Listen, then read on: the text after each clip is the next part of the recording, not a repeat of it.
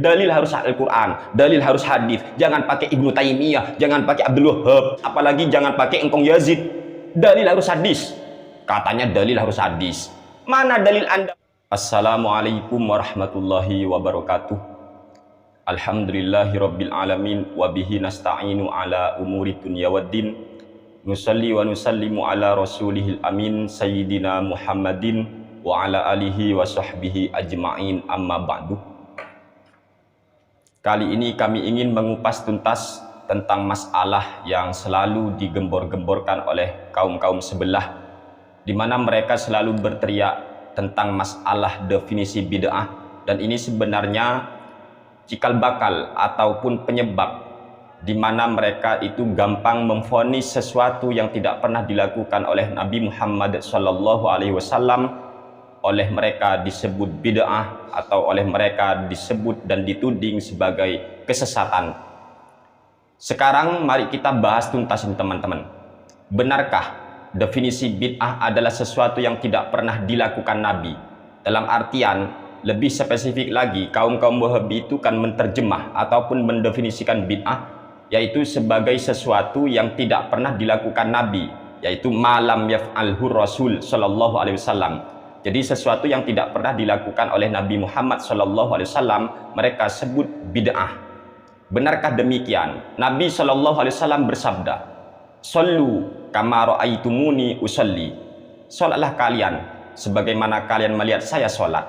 Pertanyaan saya adalah, ketika Nabi Muhammad SAW, contoh pada waktu sholat maghrib, habis selesai membaca surat Al-Fatihah, ternyata Nabi membaca Al-Kafirun, seumpama ini membaca Al-Kafirun. Pertanyaannya adalah, ada orang Islam melakukan sholat maghrib setelah dia membaca surat Al-Fatihah, kemudian ia membaca surat An-Nisa, apakah dia disebut pelaku bid'ah? Karena Nabi ketika sholat maghrib setelah selesai Al-Fatihah, ternyata Nabi membaca Al-Kafirun. Apakah seperti ini yang dimaksud bid'ah, teman-teman? Sedangkan pemahaman hadis itu sangat jelas kan, "Shallu kama ra'aitumuni usolli." Salatlah kalian seperti halnya kalian melihat saya sholat. Ternyata ketika sholat maghrib, Nabi setelah selesai membaca Al-Fatihah akan membaca Al-Kafirun.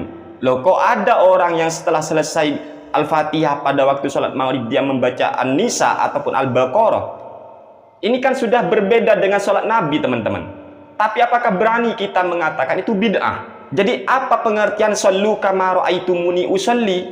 Saya nanya sekarang, apa dalil kalian Wahabi ketika ada orang sholat maghrib setelah dia membaca Al-Fatihah, dia membaca surat Al-Baqarah kek, surat Toha kek, surat Maryam kek, dinyatakan bukan pelaku bid'ah? Apa dalilnya? Sedangkan Nabi Muhammad SAW dengan tegas, dengan jelas menyatakan shallu kama ra'aitumuni usolli. Apalagi kalau di Mekah, teman-teman, kita tahu ketika pada waktu penghujung daripada Ramadan ada doa khatmil Quran kan. Ini apakah pernah dilakukan Nabi? Jujur aja, wis, jujur aja. Jadi tidak semua apa yang tidak dilakukan Nabi itu bid'ah. Bahkan dalam kitab Tahdzibut Tahdzib yang dikarang oleh Imam Ibnu Hajar Al-Asqalani, beliau di sini menjelaskan, wa qala al-Kusmaihani sami'tul Farbariyah yaqulu qala li Muhammad bin Ismail ma wada'tu fi kitabis sahih haditsan illa tasaltu qabla dzalika wa shallaitu rak'ataini. Artinya, dan Imam Al-Kusmaihani beliau berkata, saya mendengar Al-Farbari beliau berkata, Muhammad bin Ismail atau Imam Al-Bukhari berkata kepadaku, ma wada'tu fi kitabis sahih haditsan.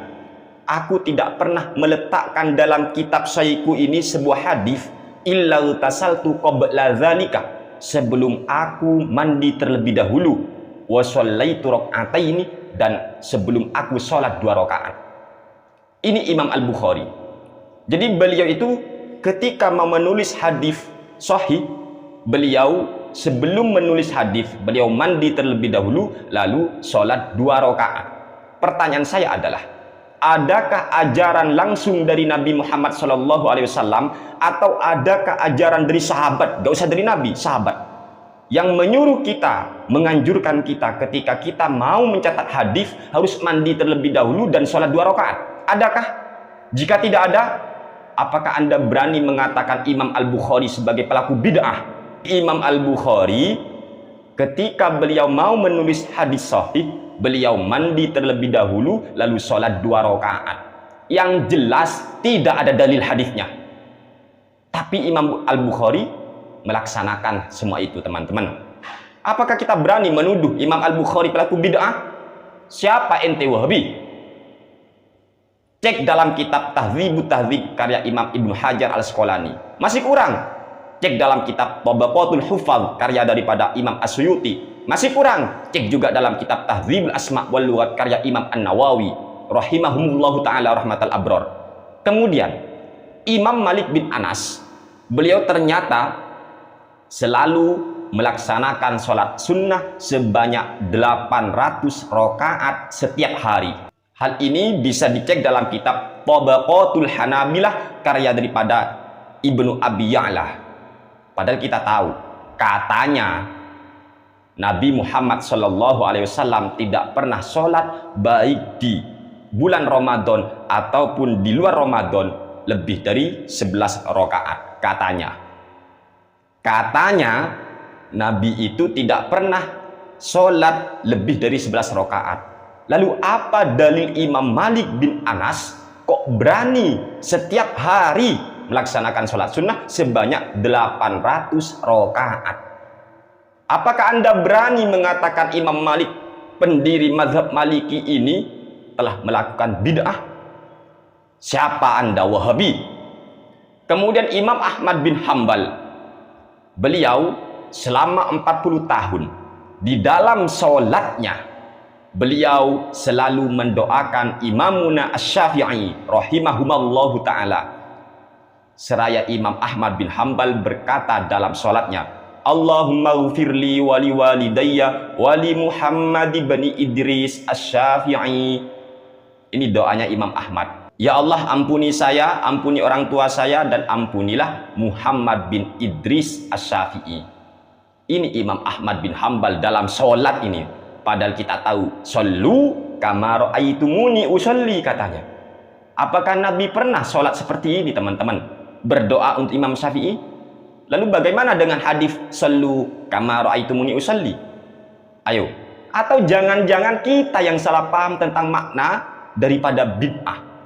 Lalu kita mengkerucutkan makna bid'ah apapun yang tidak dilakukan Nabi. Kalau apapun, semua yang tidak pernah dilakukan Nabi bid'ah, maka ketahuilah dan yakinilah kita banyak melakukan bid'ah. Kalian pun para Wahabi banyak melakukan bid'ah. Daurah tiap minggu pernah ada dalilnya. Ayo. Pernah nggak Nabi itu Shallallahu Alaihi Wasallam azan ketika mau melaksanakan sholat 5 waktu? Pernah nggak Nabi azan? Nggak pernah kan? Lalu kenapa Anda itu azan? Ayo. Oh, kan diperintah. Lah, jelaskan. Apa yang tidak dilakukan Nabi belum tentu bid'ah.